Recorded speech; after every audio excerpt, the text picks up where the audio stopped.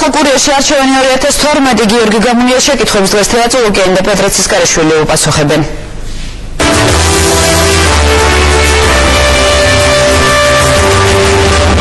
ჩვენი მიზანი გაყალბებულ არჩევნებთან ბრძოლა კი არა, არჩევნებში გამარჯვება, აცხადებს ქართული ოცნების ლიდერი და ამბობს, რომ ასევე მზად არის გაყალბებული არჩევნების შედეგებთან გასამკლავებლად. როგორ და რა გზით? აგრეთვე როგორ აფასებენ რუსეთ-საქართველოს საზღვართან განვითარებულ ბოლო მოვლენებს ერთიან ნაციონალურ მოძრაობასა და ქართულ ოცნებაში. ამ თემებზე ჩვენ სტუმრებთან ერთად ვისაუბრებთ თეა წულუკიანი კოალიციიდან და პეტრე ცისკარაშვილი მართველი გუნდიდან. მოგესალმებით ბატონო პეტრე, ქალბატონო თეა და დავიწყებ ქალბატონო თქვენგან. ქალბატონო თეა, დავიწყებ ლოპოტას ხეობაში მიმდინარე სპეცოპერაციით, რომელიც 2 დღეა მთავარ თემად არის ქცეული. ქართული ოცნების წარმომადგენლები სპეცოპერაციის დაწყებისთანავე ფაქტობრივად აკეთებდნენ კომენტარებს და გამოითქვა მოსაზრებაც, რომ ეს იყო ხელისუფლების მიერ დაგეგმილი პროვოკაცია და დადგმული სპექტაკლი. როგორ ფიქრობთ, ხომ არ იჩქარა ქართულმა ოცნებამ ამ ოპერაციის შეფასებისას და იზიარებთ თუ არა თქვენ ამ პოზიციას? მოგესალმებით, მადლობა რომ პირველს მომეცით სიტყვა, ვიმედოვნებ რომ ეს იმისთვის არწესდება, რომ ჩემმა ოპონენტმა დაასრულოს დებატი. მე მივესალმებ ბატონ პეტრეს და მადლობას მოახსენებ იმისთვის, რომ ჩემთან დებატს დათანხმდა, რაც ძალიან დიდი იშვიათობა გახდა ამ ბოლო დროს ნაციონალური მოძრაობის მხრიდან, რადგან ისინი არც ერთ სხვა არხზე არ თანხმდებიან ჩემთან დებატს. ამიტომ დიდი მადლობა ამ არხსაც, რომელმაც ამის საშუალება მომცა. რაც შეეხება განვითარებულ მოვლენებს, რომელიც თქვენ ახსენეთ, რა თქმა უნდა, მე ვთვლი, რომ ანტიტერორისტული საქმიანობას თუ კი სახელმწიფო ხარ აუცილებელია, მაგრამ როდესაც ამგვარ ოპერაციას ახორციელებ, 10-ჯერ და 100-ჯერ მეტი სიფრთხილეა საჭირო, ვიდრე როდესაც ებრძვი უბრალოდ ამნაშავეს. ჩვენ გვეჩვენება, რომ ხელისუფლებამ არ გამოიჩინა საკმარისი სიფრთხილე და რაც არანაკლებ მნიშვნელოვანია, ჩვენ გვრჩება ძალიან ბევრი შეკითხვა. ეს შეკითხვები ისმის არა მხოლოდ ქართული ოცნების მხრიდან, არამედ საზოგადოების. რა შეკითხვები გაქვს კონკრეტულად ვინაიდან ქალბატონო თეა თქვენმა ლიდერმაც დღეს განაცხადა დაახლოებით ამ სიტყვებით, რომ ხელისუფლება რაღაცის მიჩქმალვას ცდილობს მისი ეჭვით. რა კონკრეტული შეკითხვები გაქვთ თქვენ? ჩვენ გვაინტერესებს კონკრეტულად რა მიზნით დაიგეგმა ეს ოპერაცია, იყვნენ თუ არა გადაცებულები, ნამდვილი გადაცებულები თუ მძევლები და ასე შემდეგ. ძალიან ბევრი შეკითხვა. მე მინდა რომ ბატონმა პეტრემ გაქცეთ ამ შეკითხვებზე პასუხი, იმიტომ რომ ის არის იმ გუნდის ნაწილი, რომელიც ეს ოპერაცია დაგეგმა და რომელიც სამწუხაროდ ჩვენთვის სამწუხაროდ დამთავრდა ძალიან ჩვენში გულისხმობს სახელმწიფოს დამთავრდა მსხვერპლით. ქალბატონო თეა, თქვენ ბრძანეთ, რომ გაინტერესებთ იყვნენ თუ არა მძევლები, მართლა მძევლები, თქვენ ეჭვგეპარებათ, რომ იყვნენ თუ არა ესენი მძევლები და ჩვენთან შემოდიხართ ოპონირებაში, მე მინდა რომ ოპონირებაში შემოვიდეს ნაციონალური მოძრაობის წარმომადგენელი, რომელიც მან ბრძანდება. მე ვამბობ ერთ რამეს, რომ არსებობს შეკითხვები, მე ვარ ოპოზიციაში, ვარ საზოგადოების წევრი, რომელიც შეკითხვებს ხელისუფლებაში ვინც არის, ამ შეკითხვებს უნდა გასცეს პასუხი. როდესაც მოიქნები ხელისუფლებაში, მე მექნება საშუალება ყველა შეკითხვას გავცე პასუხი. მხოლოდ ერთ შეკითხვა და გადავალთ უკვე ბატონ პეტრესთან. თქვენ თვლით, რომ ეს იყო ოპერაცია თუ პროვოკაცია?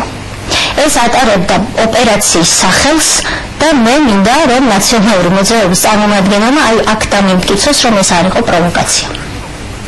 თქვენ გაქვთ ამის საშუალება ბატონ პეტრე და რას მქონდა ქალბატონ თეას აგრეთვე შევახსენოთ, რომ უკვე მეორედ ქალბატონი თეა არის ნაციონალური მოძრაობის წარმომადგენლის პირისპირ. ბატონო პეტრე, რა პასუხი გაქვთ თქვენ ქალბატონ თეას შეკითხვაზე?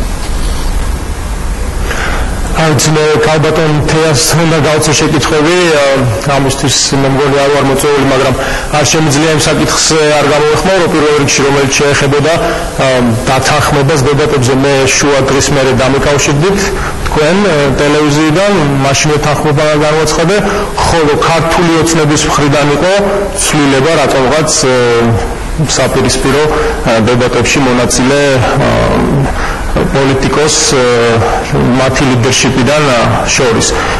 საუბარი იმაზეა, რომ არც ერთი მათგანი არ დათანხმდა დებატებში დაждომას და ბოლოს ქალბატონი გადავიდეთ მონაწილეობას. გადავიდეთ ამ თემაზე, ვინაიდან თქვენ არ გინდათ ქალბატონი თეას შეკითხვას გასცეთ პასუხი, მაშინ ბედად ისვამთ ამ შეკითხვას.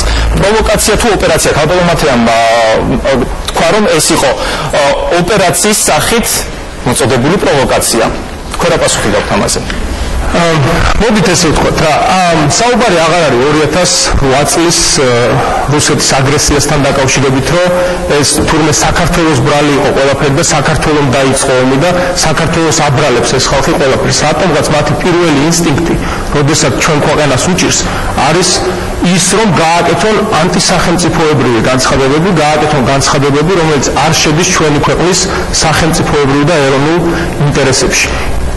თავდავანებოთ იმასაც, რომ ისინი საუბრობენ, რომ ეკონომიკური ემბარგოც საქართველოს ბრალია, ენერგეტიკული პრობლემები, რომელიც 2005-6 წლებში ჰქონდა, მათი მთავარი ლიდერი ბატონი ივანიშვილი ამაზე საუბრობდა, ყველაფერი საქართველოს ბრალია. ეხლა ჩვენ თვალწინ ხდებოდა მართლაც ეს უსაშინლესი დანაშაული, რომელიც შეეხება ადამიანის გატაცებას. ჩვენ ტერიტორიაზე შემოიჭრა 20-მდე კბილებამდე შეიარაღებული ბანდის წარმომადგენელი დივერსიული ჯგუფი შეიკრიბა, გაიტაცეს ახალგაზრდები, წაიყვანეს ტყეში, სხვა საკითხია რა მიზეზით, როგორ ისთვის სჭირდებოდათ რაღაც შეკითხვებს ვამენ, რა სიტყვებდნენ. დანაშაულის ძალიან კვეთრ და მკაფიო ნიშნებს ვერ ხედავს ქართული ოცნების წარმომადგენელი იმაში, რომ ჩვენს ქვეყანაში ერთ-ერთი სოფლიდან ახალგაზრდები გაიტაცეს და ამაზე ქართულმა სახელმწიფომ არ უნდა გასცეს შესაბამისი და საკადრისი პასუხი. ხომ არ იცავს ამ შეკითხვებს შედეგიც, რომ ყველა ფაქტობრივად რომელიც ჩვენ ნახეთ, ეს თვითონ შეიარაღებული პირი არის მოკლული. როგორ ფიქრობთ თქვენ, შეიძლებოდა რომ უფრო ნაკლები მსხვერპლით დასრულებულიყო, ან საერთოდ მსხვერპლად ეს ოპერაცია, ან ცოცხლად აყვანა მაინც მოხერხებულიყო? რა თქმა უნდა, შეიძლება და უმსხვერპლად დასრულებულიყო, იმიტომ რომ ამ დივერსიულ ჯგუფს ჩვენი მხრიდან შევთავაზეთ დანებება. მშვიდობიანად ჩაბარება, დანებება და განიარაღება ძევლების გამოშვება. მათ არჩიეს სხვა გზა და სხვა გზას როდესაც აირჩევ, დღევანდელი ქართული სახელმწიფოს წინააღმდეგ იქნება განადგურებული და ეს მოხდა ზუსტად. აბა სხვანაირად როგორ წარმოუდგენთ მათ ჩვენი ამ ოპონენტებს ქართული ოცნებიდან 99-2000 წლებში პანკისის ხეობის ის ცნობილი მოვლენები, რის შედეგადაც ის ხეობა პრაქტიკულად კრიმინალური ანკლავი გახდა და მათი ერთ-ერთი ლიდერი, რომელიც სამომავლოდ უნდა შინაგან საქმეთა მინისტრი იყოს, თამაზ თამაზაშვილი, ამ პანკისის ხეობის შექმნის და ამ ანკლავის ერთ-ერთი შემოქმედია და ავტორია, რომელიც საიდანაც შემდეგ იყიდებოდა ნარკოტიკი, იარაღი, იტაცებდნენ ადამიანებს და ჩვენ ყველას ძალიან კარგად გვახსოვს, რაც ხდებოდა პანკისის ხეობაში. როგორ დაიწყო? ზუსტად ესე დაიწყო. მაშინაც ჩრდილოეთ კავკასიაში რუსეთს ჰქონდა პრობლემები, რუსეთს ჰქონდა კონფლიქტი, ეს კონფლიქტი გადმოიღვარა საზღვრის აქეთ მხარეს, სამხრეთით, ჩამოვიდა ჯერ ალბათ 10, 15, 20 შეიარაღებული ადამიანი, მაშინდელმა ქართულმა სახელმწიფომ სამწუხაროდ საკადრისი პასუხი ვერ გასცა, მათ მოძებნეს თანამოაზრეები, იმიტომ რომ მაშინდელ საქართველოში ძალიან ბევრი კრიმინალი იყო და ძალიან ბევრს ეს სიამოვნა შეიარაღებული კოლეგების ნახვა, რომლებიც მათთან ერთად თანამონაწილეობას მიიღებდნენ სხვადასხვა ტიპის დანაშაულებში, ისინი დასახლდნენ იქ, სადაც დასახლდნენ, ნელ-ნელა გაძლიერდნენ, დაუძახეს კიდევ სხვა თავის ძმებს და მეგობრებს და წლების განმავლობაში ჰქონდა საქართველოს პანკისის ხეობის პრობლემა. მარტო კახეთიდან და თელავის და ახმეტის რაიონიდან კი არა, მთელი საქართველოდან იტაცებდნენ ხალხს, იტაცებდნენ მანქანებს, აყაჩაღებდნენ ადამიანებს, ყიდიდნენ და ვაჭრობდნენ ნარკოტიკებით და თამაზ თამაზაშვილის და კახა თარგამაძის ნაირი ხალხი, რა თქმა უნდა, მათ პირველ ეტაპზე წინააღმდეგობას ვერ უწევდა, ხოლო შემდეგ ეტაპზე დაიწყეს უკვე მათთან თანამშრომლობა და კორუფციული გარიგებები. ისინი ერთად აკეთებდნენ ფულს და ძალიან კარგად გრძნობდნენ თავს ამ პანკისის ხეობის არსებობით, მაშინ, როდესაც ათასობით და 10,000-ობით ჩვენი თანამოქალაქე იტანჯებოდა, იმიტომ რომ ეს კრიმინალური ანკლავიდან კარგს, რა თქმა უნდა, ვერაფერს ჩვენ ვერ მოველოდით. ქალბატონოთეა, ბატონმა პეტრემ ფაქტობრივად განაცხადა, რომ ქართული ოცნება მსგავს შემთხვევებში უბრალოდ საბაბად იყენებს იმისათვის, რომ ანტისამთავრობო განცხადებით გამოდეს და ახსენე კიდევაც აგრეთვე თქვენი მომხრეები და პარალელი გაავლო ძველ ფაქტებს შორის და ამ მოვლენებს შორის, რომელიც ორი დღე უკვე ვითარდება. რა სიტყვით ამაზე? ბატონმა პეტრემ შესანიშნავად იცის გატაცებების თეორია, იმიტომ რომ მისი წარსულიდან გამომდინარე კარგად იცის ეს რას ნიშნავს, ამიტომ მე მას ამ გამოცდილებით როგორ გავუტოლდები მიზნები. უბრალოდ შემიძლია ერთადერთი დავადასტურო ის, რასაც ყველა ქართველი დაადასტურებს ამ ქვეყნის მოქალაქე, რომ პანკისის ანკლავი იყო მართლაც დანაშაულებრივი ბუდე წლების განმავლობაში და სწორედ ქართული ოცნების ერთ-ერთი აქტიური წარმომადგენელი და ერთ-ერთი ლიდერი ირაკლი ალასანი იყო ის თაოსანი, რომ პანკისი გაწმენდილიყო დანაშაულებრივი ელემენტებისგან. ამიტომ სანამ ქართული ოცნების ლიდერებზე და წარმომადგენლებზე ისაუბრებ, ბატონო პეტრე, იქნებ თქვენი მინისტრობა და გუბერნატორობა და კორუფციული გარიგებები და სოფლის დაქცევა თქვენს მიერ, როდესაც გზამდებოდით სოფლის მეურნეობის მინისტრი და დააქციეთ ქართველი გლეხი და ქართული სოფელი, ამაზე ვისაუბროთ ჯობია. რაც შეეხება თვითონ ტერორიზმს, კიდევ ერთხელ ვიმეორებ, ნებისმიერი ტერორისტული აქტი უნდა იქნეს დაძლეული და თუ საჭიროა, რა თქმა უნდა, განეიტრალებული ტერორისტებიც, მაგრამ ძალის გამოყენება ნებისმიერ დემოკრატიულ საზოგადოებაში იმ ხარისხით, რა ხარისხითაც იყო გამოყენებული ამ შემთხვევაში, უნდა იყოს მკაცრად აუცილებელი. იყო თუ არა ძალის ამ ხარისხით გამოყენება მკაცრად აუცილებელი, ამაზე პასუხი ბატონმა პეტრემ ვერ გამცა. ყოველ შემთხვევაში ეს ტრაგედია, რაც მოხდა ჩვენი სახელმწიფოსთვის და იმ ოჯახებისთვის, ვინც დაკარგა თავისიანები ამ ოპერაციის შედეგად, გამოიყენა ნაციონალურმა მოძრაობამ, რომ გადაეფარა რეალურად ის წინასაარჩევნო სერიოზული გამოწვევა, რის წინაშეც ის დგას. ქალბატონო თია, ამ ტრაგედიის გამოყენება თითქოს შეიძლება ვიღაცამ თქვას, რომ ბიძინა ივანიშვილიც შეეცადა, ბიძინა ივანიშვილიც შეეცადა, ვინაიდან მან დღეს განაცხადა, რომ მოკლული სპეცრაზმელები იყვნენ ქართული ოცნების მხარდამჭერები. რატომ გააკეთა მან აქცენტი მათ პოლიტიკურ პრიორიტეტებზე? რისი თქმა უნდა მას ამით? მან გააკეთა შეფასება მოვლენების, რაც მოხდა და მან აღნიშნა, რომ ორი მათგანი იყო ქართული ოცნების მხარდამჭერი. მე ვერ ხედავ სად მდგომარეობს ამ განცხადებაში პოლიტიკური ნიშნით განცხადებების კეთება ამ ინციდენტის თუ ტრაგედიის გამოყენება. მე ვთქვი და კიდევ ერთხელ ვიმეორებ, ეს ოპერაცია დამთავრდა ტრაგედიით, ისე რომ ნაციონალური მოძრაობის ის თვალსაჩინო წარმომადგენელი, რომელიც ჩემი ოპონენტია, ვერ ხსნის, რით იყო გამოწვეული და იყო თუ არა აუცილებელი ამ ხარისხით ძალის გამოყენება და ხომ არ იყო ეს ტრაგედია ნაციონალური მოძრაობისთვის იმის საუკეთესო მაგალითი, რომ ეჩვენებინა რუსეთისათვის, რომ ის რუსული პოლიტიკის გამტარებელია, როდესაც ის მუსლიმური წმენის ადამიანებს. იყო თუ არა აუცილებელი ასეთი ძალის გამოყენება, ბატონო პეტრე? ამ ქალბატონს პირველ რიგში მინდა პასუხი გავცეთ, დიახ, მე ვიცი რას ნიშნავს ადამიანის გატაცება და დიახ, მეც ვიყავი ტყვეობაში და მეც ვიყავი ერთ-ერთი მსხვერპლი იმ უბედურებისა, რაც აქ 90-იანი წლების ბოლოს და 2000-იანების დასაწყისში ხდებოდა. და ამიტომაც უფრო მეტად შემტკიოდა კიდევ გული იმ 4 გატაცებულ ბიჭზე, რომლებსაც უთხრეს წამოდით ახლა ჩვენთან ერთად და არ გადაადგილდეთ და გაქცევა არ წავით, თორე იქნებით ადგილზე განადგურებული და დახოცილებიო. ზუსტად ვიცი რა გრძნობა დაეუფლებოდათ იმ ახალგაზრდებს, როდესაც ამ განცხადებას და ამ ულტიმატუმს მოისმენდნენ კბილებამდე შეიარაღებული 20 ადამიანისგან. რაც შეეხება მკაცრად აუცილებელს, როგორ რა მორალით საუბრობენ ეს ადამიანები არ მესმის, როდესაც ოპერაციის განხორციელების დროს დაიჭრა ჩვენი ერთ-ერთი სპეცრაზმის წარმომადგენელი ზურა, რომელიც შემდეგ პრეზიდენტმა მოინახულა საავადმყოფოში. ზურას გამოყვანის ოპერაციისას, როდესაც დაჭრილი გამოყავდა ჩვენ მებრძოლებს, ექიმიც იქვე იყო, მოკვდა 2 ადამიანი. აი მომენტში სროლის შედეგად მოგვიკლეს ბიჭები. და კაცრად აუცილებელი არ იყო, რომ საპასუხო ცეცხლი გაეხსნათ ჩვენებს და შესაბამისად ლიკვიდაცია მოეხდინათ იმ ადამიანების, რომლებიც დაჭრილის გაყვანის ოპერაციის დროს ჩვენ ქართველ ჩვენს ძმებს, სპეცრაზმელებს გვიკლავენ და გვიხოცავენ. ესე იგი, კაცრად აუცილებელი არ იყო, ხო, ქალბატონო თეა და ჩვენ უნდა ესე ვთქვათ, წამოსულიყავით იქიდან დაგვეხურა ქუდები და მიგვეცა მათთვის თავისუფლად გადაადგილების და მოქმედების საშუალება. მას შემდეგ რაც ბიჭები გაიტაცეს, მას შემდეგ რაც 3 ჩვენი სპეცრაზმელი საბოლოო ჯამში დაიღუპა და მოგვიკლეს ამ სპეცოპერაციის და ამ ბიჭების და შემდეგ უკვე მესაზღვრეების გადარჩენის და გამოხსნისათვის, ხო? თქვენ ესეთი ქართული სახელმწიფო წარმოგიდგენიათ, ეს არის საქართველოს ჩვენი ეროვნული იდეალები და ამისთვის იბადება თითოეული ქართველი, რომ ვიღაცას თქოს შეეგუოს და ჩვენი თანამოქალაქეები გაატაცებინოს სახელმწიფომ და შემდეგ გამოხსნის ოპერაციის დროს დახოცილი ბიჭების გამო პასუხი არავის გავცეთ, ხო?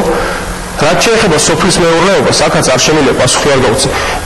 ჩვენ სოფლის მეურნეობა აყვავებული და განვითარებული და ჰოლანდიის დონეზე ნამდვილად არ ჩაგვიბარებია. ძალიან მძიმე და რთულ მდგომარეობაში იყო 2003-4 წლებში, როდესაც ნაციონალურ მოძრაობა მოვიდა ხელისუფლებაში. უფრო მეტიც იმ პერიოდიდან მოყოლებული ჩვენ ვცდილობთ და ვაშენებთ ქართულ სახელმწიფოს, მათ შორის ფისკალურ ნაწილში და ჩვენი ბიუჯეტი დღეს არის 20 ჯერ უფრო დიდი, ვიდრე იყო 8 წლის წინ. და ძალიან მოკლედ გეტყვით და იმასაც დავავატებ, რომ საერთოდ ყავს საუბარი, რომ დღესაც არ არის იდეალური ჩვენი სოფლის მეურნეობა, შეიძლება პატარა რაღაც ძროები არის, რაღაცა გაკეთდა, სადღაც ანკლავი გაჩნდა, ინვესტიციები შემოვიდა ზოგიერთ რეგიონში, მაგრამ იდეალურისგან ჯერ კიდევ ძალიან შორს არის და ჩვენ ეს თანხები, რომელიც ბიუჯეტში დღეს უკვე არის საშუალება, რომ მოხდეს მობილიზაცია, მიემართება სწორედ ამ სოფლის მეურნეობის კიდევ უფრო მეტად გასავითარებლად, კიდევ უფრო მეტად ხარისხიანი და მაღალპროდუქტიული რო იყოს წარმოება და ოდიში არ შემიძლია არ დავოს თქვენი შეკითხვით, რომ როდესაც საუბრობენ კაცრ აუცილებლობაზე და რა პრობლემას ხედავთ, რომ ბატონმა ივანიშვილმა გააკეთა ესეთი განცხადებები. კი ბატონო, არანაირი მორალური სტანდარტები არ გაგაჩნიათ, მინიმალური მორალური სტანდარტები პოლიტიკური განცხადებების გაკეთების. პირველი ინსტინქტები, როდესაც რაღაც კრიტიკული სიტუაცია გაქვთ, იმგვარი რომ სახელმწიფოებრიობა და ჩვენი ეროვნული ინტერესები დააზიანოთ. იმას მაინც როგორ ეხდება თქვენი ლიდერი, რომ შეიარაღებული ძალების და სპეცრაზმელების დაყოფა პარტიული კუთვნილების მიხედვით ის ჩემი მხარდამჭერია, ეს შენი მხარდამჭერია, უბრალოდ არ შეიძლება არც ერთ ნორმალურ, ცივილიზებულ, დემოკრატიულ მით უმეტეს სახელმწიფოში კეთდებოდეს. ჩვენ რა ვამბობთ, რომ ახლა ის ბიჭები, რომლებიც იქ იბრძოდნენ, ჩვენ მხარეს არიან და პარტიული, ესე ვთქვათ, მაისურები აწვია და ასე შემდეგ. რა თქმა უნდა, ეს არ უნდა ძალიან ხა ესეთი ფრაზები არ არის დაპირისპირების პირველი ასე ვთქვათ მოწყარო აი სწორედ ესეთი გასაგებია გამოდის. ქალბატონოთია, თქვენ რა პასუხი გექნებათ ამაზე და შემდეგ უნდა გადავიდე მეორე მნიშვნელოვან თემაზე. კი, კარგი იქნება მეორე მნიშვნელოვანი თემა რომ დავიწყოთ, თუმცა პირველ მნიშვნელოვან თემას დავუბრუნდები ბატონ პეტრესაც, რომელიც მგონი ამ წუთში პოლიტიკური მაისური, რომელიც დემაგოგიურად იყენებს სლოგანს მე მიყვარს საქართველო და შემდეგ მიჩქმალულად პატარაზე გახატიათ ბატონო პეტრე ნაციონალური მოძრაობა. თქვენ გწხვენიათ თქვენი პარტიული კუთვნილების თუ როგორ არის საქმე. რაც შეეხება გატაცებას, თქვენ რომ გატაცებულიყავით, მთელი საზოგადოება იყო ბედნიერი იმითი, რომ თქვენ დაბრუნდით და დაბრუნდით ცოცხალი. ამაზე მაქვს საუბარი. როდესაც გატაცება ხდება ადამიანის და ადამიანების სახელმწიფო, რა თქმა უნდა უნდა ებრძოდეს ტერორიზმს, მე ვთქვი ორჯერ და ვიმეორებ სამჯერ, იქნებ ახლა მაინც გაიგოთ, თუ გინდათ გაგონება და მიზანი სახელმწიფოს ის კი არ უნდა იყოს, რომ ოპერაცია დასრულდეს მსხვერპლით. უპირველესი მიზანი უნდა იყოს, რომ იქ არ იყოს მსხვერპლი, როგორც თქვენ შემთხვევაში იყო, მე რამდენადაც მახსოვს, ყოველ შემთხვევაში ჯანმრთელი და სახსავანათი ხარ დღეს და პოლიტიკურ აქტივობასაც ეწევით. ეს უნდა იყოს სახელმწიფოს მიზანი და ნებისმიერი ოპერაციის მიზანი. ხოლო როცა არის მსხვერპლი, ამ მსხვერპლს სჭირდება გამოძიება, რომ დადგინდეს თქვენი ცარიელი განცხადებების შედეგად კი არა, საზოგადოებას გაეცეს პასუხი, გარდაუვალი იყო თუ არა ეს მსხვერპლი. ქალბატონოთიას ნათქვამიდან გამომდინარე ერთი წუთით ბატონო პეტრე ძალიან ბევრი საუბრა და ნუ დაარღვოთ თუ შეიძლება ბალანსმა არ დამისრულებია ჩემი საუბარი. რაც შეეხება სოფლის მეურნეობას, რომ გამოგიკრავთ ყველა ბანერზე, სადაც ჩვენთვის არც ერთი ადგილი არ დარჩა ბატონო პეტრე, ძლიერი სოფელია, რომელ ძლიერ სოფელზე გვესაუბრებით, დაგცინით ხო ქართულ საზოგადოებას. თქვენ არიყავით, რომელმაც ბადაგონის საუკეთესო ხარისხის ღვინო კანალიზაციას გაატარეთ, თქვენს ხელში არ იყო სოფელი და გლეხი, რომელსაც ვერ მიხედეთ, თუ როდემდე უნდა იძახოთ თქვენ შევარდნაძის დროს პარლამენტში შესულმა მოკავშირეებმა, რომ ვერ ჩაუგარეთ კარგი ქვეყანა და რა ვქნათ. ეს ეპოქა 1 ოქტომბერს დასრულდება ბატონო პეტრე. თქვენ კიდევ გიწერიათ ძალიან ბევრი სასაცილო რამ დაპირება, მაგალითად ვაუჩერი 1000 ლარიანი. თქვენ იცით რომ მოსახლეობას თქვენი ლიდერი, რომელიც თურმე ჩემისგან ბევრად უფრო მიხვედრილია, ხალხს არ ეუბნება რომ ეს 1000 ლარიანი ვაუჩერი გათვლილია რამდენიმე წელზე და თვეში 4 წელზეა გათვლილი და თვეში ეს გამოდის მხოლოდ და მხოლოდ 20 ლარი. თქვენ კვლავ აგრძელებთ ქართველი ხალხის დაცინვას და ეს დაცინვა დამთავრდება 32 დღეში. ამის პირობას მე თქვენ გაძლევთ პირადად ბატონო პეტრე. ბატონო პეტრე, მოკლე პასუხი თუ შეიძლება და უკვე სხვა თემაზე უნდა გადავიდეთ. აუცილებლად, რაც შეეხება ღვინოს და ბადაგონს, ქალბატონმა თეამ ალბათ არ იცის, იმიტომ რომ არაკომპეტენტურია ამ საკითხში. რა თქმა უნდა, მათ მხოლოდ ესე ვთქვათ დებატებისთვის დაატრენინგეს და უთხრეს, რომ აი ამ თემებზე ილაპარაკეთ და ესეთი განცხადებები გააკეთეთ. ხოლო სიღრმეში უკვე დეტალებში, საქმის არსში ისინი უმეტესობა მათგანი ხა მარტო ქალბატონ თეაზე არ არის საუბარი, ვერ ერკვევიან რაში მდგომარეობს ფალსიფიკაციასთან ბრძოლა. რატო იყო აუცილებელი ფალსიფიკაციის, ღვინის ფალსიფიკაციის დამარცხება საქართველოში და რომ ყოველ ნაბიჯზე იყიდებოდა ფალსიფიცირებული ღვინო, როგორ აზარალებდა ეს თითოეულ გლეხს კახეთში თუ ჩვენი ქვეყნის სხვა რეგიონებში. ამაზე ალბათ ცალკე გადაცემად შეიძლება მოვიწვიოთ და ძალიან დეტალურად ვილაპარაკოთ სოფლის მეურნეობაზე, სოფლის მეურნეობის შიგნით თითოეულ დარგზე როგორ უნდა განვითარდეს თითოეული დარგი და რა თანხები უნდა დაიხარჯოს ამ ყველაფერზე. სხვა დროს შეიძლება ვისაუბროთ, გადავიდეთ მეორე მნიშვნელოვან თემაზე. ქალბატონ თეასთან გადავდივარ მე შეკითხვით, თქვენ თქვით რომ 1 ოქტომბერს ეს ყველაფერი დასრულდება. დღეს ქართულ მოცნებამ გამოაქვეყნა რამდენიმე გვერდიანი დოკუმენტი, სადაც თქვენ ხელისუფლებას 6 მოთხოვნა წაუყენეთ და მათი არ შესრულების შემთხვევაში არჩევნებს უკვე გაყალბებულად გამოაცხადებთ. რას ნიშნავს ეს განცხადება? წინასწარ ხომ არ ამზადებთ საკუთარ მხარდამჭერებს იმ ოპერაციის განსახორციელებლად, რომელსაც დღეს ღიად ისაუბრა თქვენმა ლიდერმა. ჩვენ მოვისმინეთ ცოტა ხნის წინ ეს განცხადება, რომ რამდენიმე თვეა ქართული ოცნება ამზადებს არჩევნების შემდეგ ყველა რეგიონში ერთდროულად საკუთარი მომხრეების გამოყვანას და თითოეული ხმის ადგილზე დათვლას. ჩვენი დღევანდელი განცხადების მიზანია არეულობის პრევენცია საქართველოში. ჩვენი განცხადების მიზანია დღევანდელი 32 დღით ადრე არჩევნებამდე, რომ საერთაშორისო თანამეგობრობამ გაითავისოს კიდევ ერთხელ, როგორც რამდენიმე დღის წინ ეს გააკეთა EU-თომ და ევროსაბჭომ, რომ 1 ოქტომბერს არ წყდება ნაციონალური მოძრაობისა და ქართული ოცნების ან რომელიმე სხვა პარტიის ბედი. 1 ოქტომბერს წყდება ქართველი ხალხისა და საქართველოს ბედი. ამიტომ ყველას ჩვენ გვაკისრია ძალიან დიდი პასუხისმგებლობა ბატონო პეტრე და იქნებ თქვენს პრეზიდენტს გადასცეთ. აქედან გამომდინარე, ჩვენ გვინდა არეულობის, დაძაბულობის და ყველა იმ მოვლენისა და ფაქტის პრევენცია ამ განცხადების საშუალებით, რომელიც დააზიანებს ჩვენს ქვეყანას. ჩვენ ვიცით და გვჯერა, რადგან მეყნობით გამოცდილებას, რომ ჩვენ საქმე გვაქვს ნაციონალური მოძრაობის სახით ყველაფერზე წამსვლელ ხელისუფლებასთან. ყველაფერზე წამსვლელ ხელისუფლებას გავუკეთოთ განცხადება საკმარისი გონივრული დროით ადრე და ვუთხრათ, რომ მორატორიუმი გამოაცხადოს თავის უკანონო ქმედებებზე, ეს ჩვენი ვალია. დღეს ჩვენ ეს გავაკეთეთ. ეს არ არის დოკუმენტი, რომელიც მათ ხელმოწერას, რაიმე ტიპის აღიარებას საჭიროებს, ეს არის სახელმწიფოებრივ შეგნებაზე აგებული დოკუმენტი, რომელსაც ჰქვია არეულობის, რომელიც დაძაბულობა დაარქვით, პრევენციის ცდელობა. რაც შეეხება 6 პუნქტს, ეს 6 პუნქტი მე არ ვთვლი, რომ არის ამომწურავი, თუმცა ეს 6 პუნქტი არის სასიცოცხლო პუნქტი. იქ ყველა წინადადება არის ნათელი, მე ამის კომენტირებას არ დავიწყებ, თუ ბატონმა პეტრემ რაიმე ვერ გაიგო, მე აქ ვარ იმისთვის, რომ მას ავუხსნა, რადგან ჩემ კულტურაში, სწორედ სახელმწიფოებრივ კულტურაში მისგან განსხვავებით შედის შეკითხვებზე დეტალურად პასუხის გაცემა. მე მინდა ვთქვა ერთი რამ. საქართველოს მოსახლეობამ უმრავლესობამ ამომრჩევლის გაითავისა, რომ ამ არჩევნებზე უნდა მივიდეს, რომ ნიჰილიზმი აღარ არის ჩვენთან დღეს ქვეყანაში. ქართველი ამომრჩეველი მიდის 1 ოქტომბერს არჩევნებზე.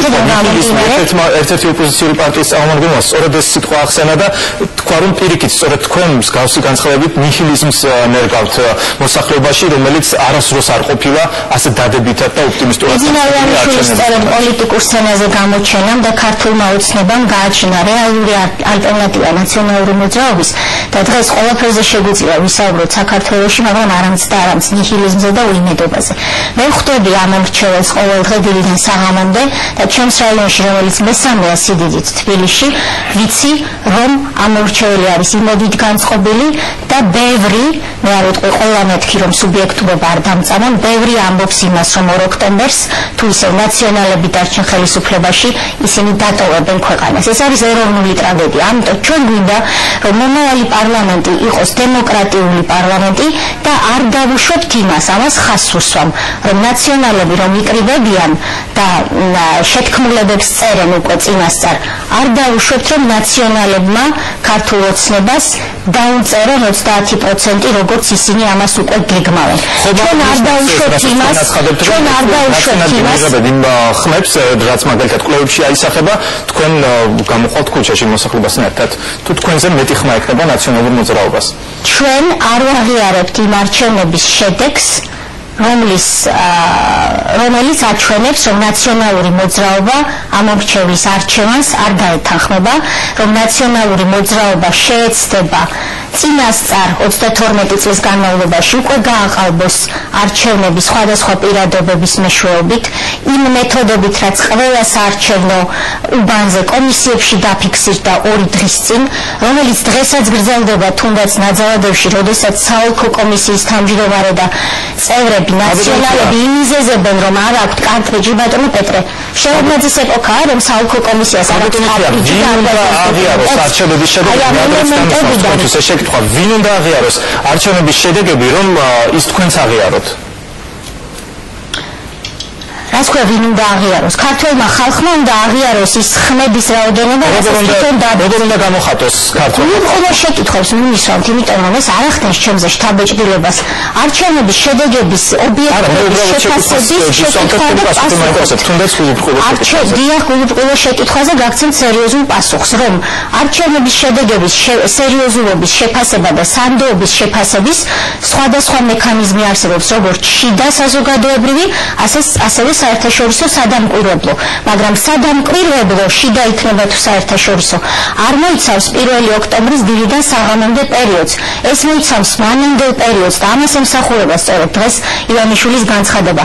მანამდელი პერიოდია მთავარი, როდესაც ჩვენ ყველა ნაბიჯზე გვხვდება შეფერხება, დაბრკოლება, ვერ ვაწვდით ამ მრჩეველს ჩვენს ხმას, როცა ყველა ბილბორდიდან გადმოგცქერიან ნაციონალები, როდესაც საეთერო დრო არ გვაქვს ისეთი, როგორიც უნდა გქონდეს, როდესაც არ გვაქვს, არა, კარგით გამთავრებინეთ, რას ნიშნავს კარგით, ამოიწურა თქვენთვის პრობლემა, ეს არის ქვეყნის ტრაგედია. როდესაც უბნის კომისიებს უნდა გაეხსნათ 11 საათზე განასრულებინეთ ფრაზა, 11 საათზე სხდომა და დაიწყეს ნაციონალებმა სხდომები ყველგან 100 უბანზე ნაძალადევში 10 საათზე შეშინებულები იმით, რომ მოვა 2 ოცნება და შეაშინებს მათ და შემდეგ ისინი თუნდაც უბნების ნომრები შემიძლია ჩამოვთვალო. უბნის კომისიის თავმჯდომარეები განიცდიდნენ ზეწოლას ტელეფონით, რომ დაენიშნათ სხვა ოპოზიციური პარტიები მდივნებას და არა ქართული ოცნება. ბატონ პეტრეს პასუხი გასცეს თქვენს შეკითხვას პრეტენზიებს და შემდეგ უკვე რა თქმა უნდა დაგიბრუნდებით ისევ თქვენ. ბატონო პეტრე, აპირებთ თუ არა შეასრულოთ ან განიხილოთ მაინც ის მოთხოვნები, რომელიც დღეს ქართულმა ოცნებამ განცხადებაში წამოაყენა? ცოტა უცნაურია, როდესაც კალბატონი თეა საუბრობს ქვეყნის ტრაგედიაზე, მაშინ როდესაც ზუსტად 3-ჯერ მეტი აქვთ უკვე ფული დახარჯული ამ წინასაარჩევნო პერიოდში, ვიდრე ჩვენ და ყველა დანარჩენ სხვა პარტიას ერთად აღებულს. და მათ მიერ გაწეული ხარჯები გაცილებით უფრო მეტია, ვიდრე მთლიანად წინასაარჩევნო პერიოდში დახარჯული ხარჯები წინაარჩევნების დროს, გნებავთ საპარლამენტო არჩევნების დროს 2008 წელს ისევ ყველა პარტია რო ერთად ავიღოთ და შევკრიბოთ ეს თანხები. და ეს ადამიანები იძახიან, რომ საარჩევნო კამპანიას ვერ ატარებენ, მიტინგებსაც ატარებენ, შეხვედრებსაც ატარებენ, ყველანაირი საშუალება აქვს სატელევიზიო თავიანთი პროპაგანდისტული არხები აქვს შექმნილი და იქაც საუბრობენ, გადაადგილდებიან მათ ზონდერ ბრიგადებთან ერთად და კამპანიას როგორც ესეც ისინი ატარებენ. ამას ხედავს ქართველი ხალხი, თვითონაც ძალიან კარგად იციან და რა თქმა უნდა საერთაშორისო საზოგადოებისთვისაც ეს რაღაც დამალული ინფორმაცია არ არის და ყველა ძალიან კარგად ხედავს. უბრალოდ მათ ახლა იციან იმის თაობაზე, რომ არჩევნებში ვერ გაიმარჯვებიან, იმიტომ რომ სათქმელი ქართველი ხალხისთვის ანტისახელმწიფოებრივი განცხადებების გარდა და იმის გარდა, რომ ქვეყანა უკან წარსულში დააბრუნონ თავიანთი ხედვებით, თავიანთი მიდგომებით, თავიანთი ჯგუფით და პოლიტიკოსებით, რომლებიც გარშემო შემოიკრიბეს, სხვა არაფერი დარჩენიათ. ამიტომაც თვითონაც იციან, რომ აქვთ გარკვეული ჭერი, ხარდაჭერისა, ის იქითაც ვერ წავლენ და ეს ჭერი საკმაოდ დაბალია სამწუხაროდ იმისათვის, რომ საპარლამენტო არჩევნებში გაიმარჯვონ. აქედან გამომდინარე, მათ დაწერეს, გამოაცხეს ის დეკლარაცია, რომელსაც შეგვიძლია ჩვენ უწოდოთ წინასწარ გამოცხადებული დამარცხების ქრონიკა. მაგრამ აქვე და გეთანხმებით, რომ ეს დამარცხება აუცილებლად შედგება და ამას გავიზიარებთ, მაგრამ აქვე სამწუხაროდ მოაყოლეს არეულობის ქრონიკაც, რომელ ნაწილსაც ნამდვილად ვერ გავიზიარებთ და არც ქართველი ხალხი და ქართველი სახელმწიფო არ დაუშვებს იმას, რომ ვიღაცის სცენარით განხორციელდეს და განვითარდეს საქართველოში მოვლენები. და რაზომაც მიმართავს მაშინ ხელისუფლება ამ შემთხვევაში. და ის რომ პუტინი გვეუბნება, როდის არის საქართველოს არჩევნებიო, რომ მე ვერ მოვედი ხელისუფლებაში და ვერ ვაკონტროლებ თბილისს და საქართველოს ენერგეტიკული ემბარგოს, ეკონომიკური ემბარგოს შემდეგ ვერ დავამხე ხელისუფლება და ვერ მოვედი კიდევ ერთხელ თბილისში ჩემი, ესე ვთქვათ, და ვერ ვაქციე საქართველოს ჩემ გუბერნიად 2008 წლის აგრესიის დროს. ეხლა მითხარით არჩევნები როდის არის რომ მოვიდე და ასე ვთქვათ გავხდე ერთ საბოლოოდ დამკვიდრდე საქართველოში როგორც თქვენი ქვეყნის ბატონ პატრონი. ამას გვეკითხება ეს ადამიანი ცინიკურად და რა თქმა უნდა 1 ოქტომბერს ქართველი ხალხი ამ ცინიკურ შეკითხვაზე საკადრის და შესაბამის პასუხს გასცემს პუტინს. კიდევ ერთხელ გაგიმეორებთ ამ შეკითხვას ერთ-ერთ ძლიერ ოპოზიციურ მხარეს აქვს პრეტენზიები, საკმაოდ სერიოზული პრეტენზიები წინასაარჩევნო გარემოსთან. ხელისუფლება რაზმებს მიმართავს იმისთვის, რომ ლეგიტიმურ ჩარჩოებში მოაქციოს არჩევნების პროცესი, წინასაარჩევნო პროცესი და თვითონ არჩევნების პროცესი. ლეგიტიმურ ჩარჩოებში აუცილებლად იქნება მოქცეული ქალბატონმა თეამბზა ჩვენ გვინდა რომ შემდეგი პარლამენტი იყოს დემოკრატიული, აუცილებლად იქნება დემოკრატიული, ზუსტად ისე გადანაწილდება ადგილები პარლამენტში, როგორ ხმებსაც აიღებენ შესაბამისი პარტიები და მაჟორიტარული ოლქებში წარმოდგენილი პოლიტიკოსები, ასე რომ დემოკრატიულობის თვალსაზრისით შემდეგ მერვე მოწვევის პარლამენტს არანაირი პრობლემა არ ექნება. ხოლო თუ ვინმეს უნდა რომ საქართველოში ამის შემდგომ, მას შემდგომ რაც თავისუფალი, სამართლიანი, მართლაც გამჭვირვალე არჩევნები ჩატარდება, მოაწყოს პროვოკაციები და არეულობები, რა თქმა უნდა ვიმოქმედებთ ჩვენი ქვეყნის, ჩვენი სახელმწიფოს ეროვნული ინტერესებიდან გამომდინარე და დავიცავთ ყველა იმ ხმას, რომელსაც მიიღებს ნებისმიერი პარტია, მათ შორის ჩვენი პარტია და სხვა ოპოზიციური პარტიების. რა თქმა უნდა, ეს არის სახელმწიფოს პასუხისმგებლობა, ეს არის ხელისუფლების და მთავრობის საქმე და პასუხისმგებლობა, რომ არჩევნები ჩაატაროს ლეგიტიმურად, სამართლიანად თავისუფლად და ასევე დაიცვას ის შედეგები, რომელსაც მიიღებენ ბატონო პეტრე, ქალბატონო თეა, თუ გულუბრყურობაში არ ჩამომართვეთ, ასეთ შეკითხვას დაგისვამთ, თუ ქართულმა ოცნებამ ვერ მიიღო ნაციონალურ მოძრაობაზე მეტი ხმა, მარტივად თქვენ ჩათვლით ამ არჩევნებს გაყალბებულად? აი ეს შეკითხვა ძალიან მომეწონა. ეს შეკითხვა ძალიან სერიოზული შეკითხვაა. ჩვენ ვამბობთ ერთ რამეს, რომ თავი ის კი არ არის, რას ვიფიქრებთ ჩვენ და რას იფიქრებს ბატონი პეტრე, რომელსაც დავუბრუნდები ცოტა ხანში. თავი არის, რას იფიქრებს ქართველი ამომრჩეველი, ექნება მას თუ არა სანდოობის განცდა იმ შედეგისადმი, რაც დადგება. ამისთვის არსებობს სადამკვირვებლო მისიები, ამისთვის არსებობენ ჩვენი და მათი წარმომადგენლები შიგნით უბანზე და ის შედეგები, რაც დაიდება, მე ბატონ პეტრეს უსურვებ და ჩემს ქვეყანას პირველ რიგში, რომ იყოს სანდოოდ აღქმული და დამაჯერებლად აღქმული ამომრჩევლების მიერ. ბატონ პეტრეს მინდა ვუთხრა, რომ თუ კი მას სახელმწიფოებრივ აზროვნებად ის ეჩვენება, რომ შევარდნაძის პერიოდის დეპუტატია და იქიდან მოყოლებული პარლამენტში წამოწოლილია და პოლზე ხელის დაჭერაც ეზარება და სხვა პარლამენტარს აიძულებს, რომ მის მაგიერ მისცეს ხოლმე კანონებს ხმა, ეს ვეღარ განმეორდება ბატონო პეტრე. მართლაც გითანხმებით, რომ წარსული დამთავრდა, ჩვენი ძალა ვართ, რომელიც თავისი სიახლით და არ ჩამომართვაც ტრაბახობაში, მაგრამ თქვენგან განსხვავებით, არც ედუარდი იყო ჩემი უფროსი და არც მიშა სააკაშვილს გულისხმობ. ამიტომ საჭიროა ახალი ძალა, ახალი სისხლი პარლამენტში, ეს სისხლი ახალი აუცილებლად იქნება პარლამენტში, რომელიც სწორ გზაზე დააყენებს ჩვენი ქვეყნის განვითარებას. რაც შეეხება ბატონ ბიძინა ივანიშვილს, რომლის წინააღმდეგაც თქვენ და თქვენიანები ასეთ გესლს აფრქვევთ ოქტომბრიდან მოპოვებული, ჩვენთვის უბრალოდ გასაკვირია პირადად თქვენგან. ბატონ ბიძინა ივანიშვილი, როგორც ჩანს, კარგი იყო, როდესაც თქვენ ქართულ ჯგუფის ფინანსური მენეჯერი თუ რაღაც თანამდებობაზე იყავით წლების წინ და ახლა ცუდია, იმიტომ რომ თქვენ მიხვდით, რომ მას შეუძლია თავისი პატიოსანი შრომით მოპოვებული სახსრებით გონით და ნიჭით დაუპირისპირდეს თქვენს ლიდერს და თქვენ პირადად. აი ეს არის თქვენი გამწარების მიზეზი. ისევ არჩევნების შედეგების თემას თქვენ დღეს განცხადებით ქართულმა ოცნებამ საერთაშორისო ორგანიზაციებს მიმართებ და შესაბამისად აგრეთვე კიდევ ერთხელ ჩანს, რომ მათ დიდ ავტორიტეტად მიიჩნევთ. თუ აი ამ საერთაშორისო ორგანიზაციებმა აღიარეს არჩევნების შედეგები, თქვენ აღიარებთ მას? საერთაშორისო ორგანიზაციებმა მათ შორის ეუთომ განაცხადა, რომ საქართველოს პოლიტიკური მმართველი გუნდი ლენინიზმით არის დაავადებული. პერიფრაზია, მაგრამ შინაარსი ეს იყო, სიტყვა ლენინიზმი იყო ნახმარი. ჩვენ მივახციეთ იმას, ბიძინა ივანიშვილის დამსახურება ეს ყველა ვიცით და უნდა ვთქვათ ხშირად, რომ მან სწორი მიმართულება მისცა ხალხის მუხტს და ასე ვთქვათ პროტესტს, რომელიც არსებობს ნაციონალური მოძრაობის წინააღმდეგ, მისი უნიათო და უუნარო 2009 წლის მმართველობის შემდეგ და ეს სწორი მიმართულება და მუხტი გულისხმობს იმას კი არა რომ მიშა გადადექი, პეტრე გადადექი და პავლე ნუღარ აკონტროლებს საკუთარ ძმას სასამართლოში, არამედ ეს გულისხმობს იმას რომ ჩვენ არჩევნების დღის ბოლოს გვინდა დადგეს ის შედეგი, რაც შეესაბამება რეალურად ხმებს მეც და ყველა დანარჩენი კანდიდატი მაჟორიტარობის და ზოგადად ქართული ოცნება ყველა რაიონში კარგი შედეგები გვაქვს, ჩვენც გვაქვს კვლევის წარმოების უნარი ბატონო პეტრე, კარგი შედეგები გვაქვს, საიმედო შედეგები გვაქვს რეალურ ამორჩეველში, მაგრამ მე პირადად ცალსახად ვაცხადებ, ნაძალადეებში პრობლემა მაქვს იმ დამამთავრებინეთ. პასუხობ, მაგრამ თქვენ არ გინდათ რომ გაიგოთ. ვირტუალურ ამორჩეველთან მაქვს მე პრობლემა.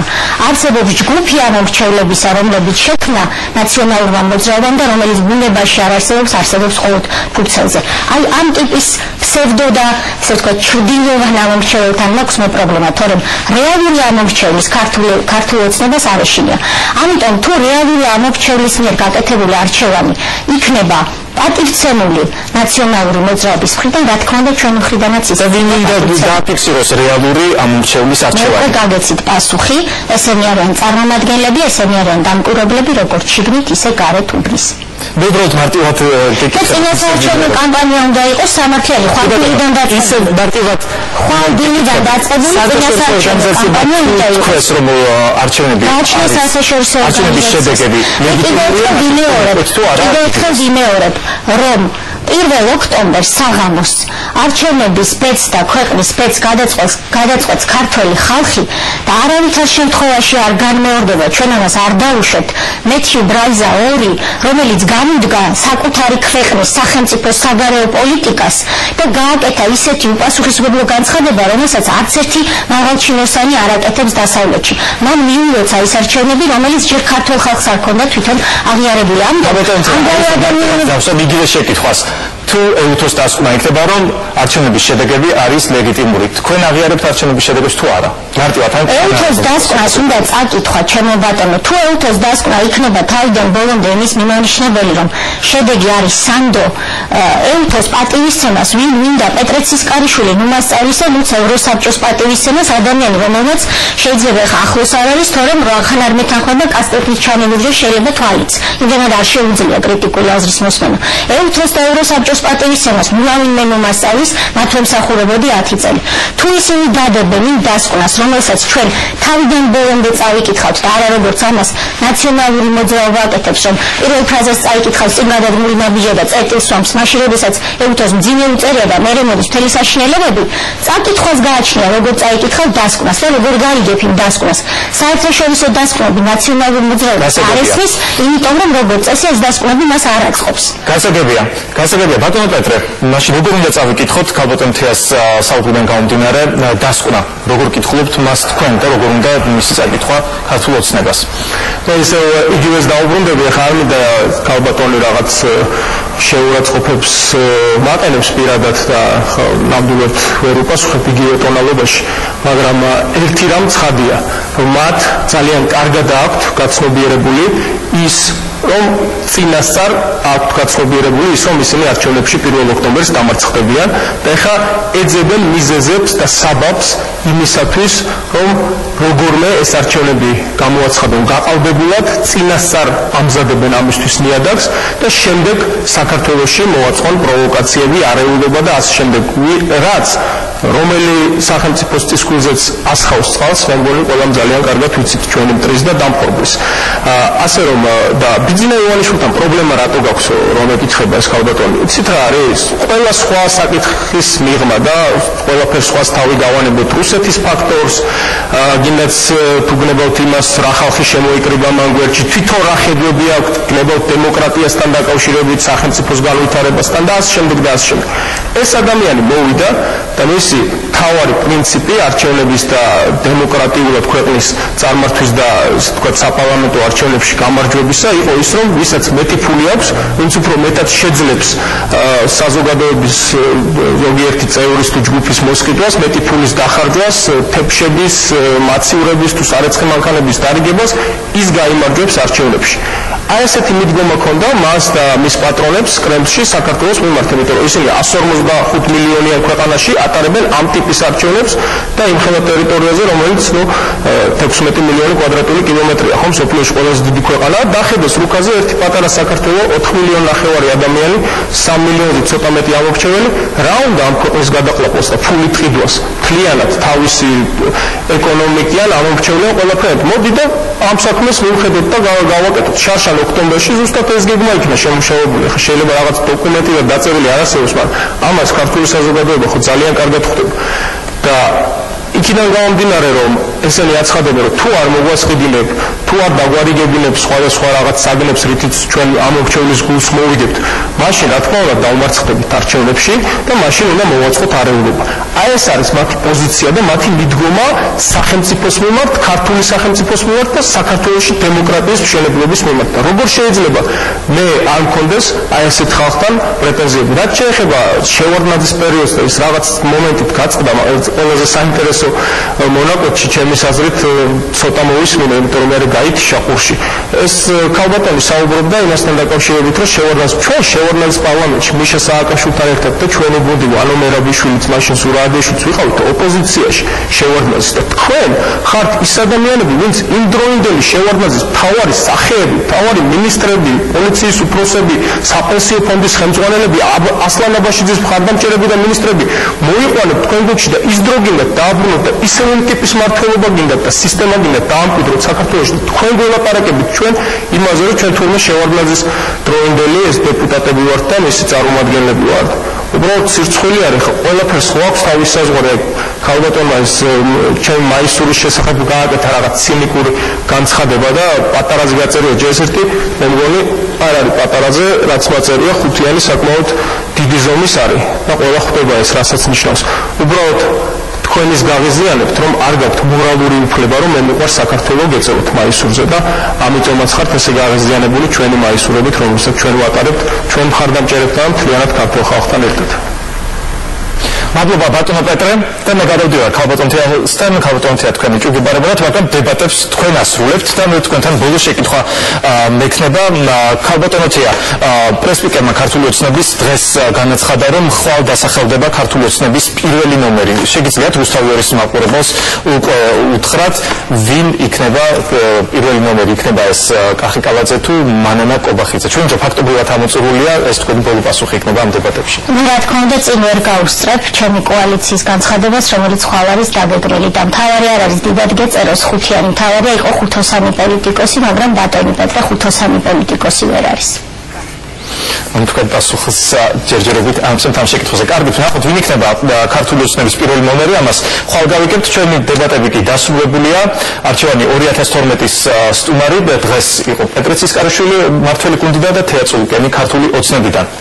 ჩვენ ხვალამდე გემშვიდობებით.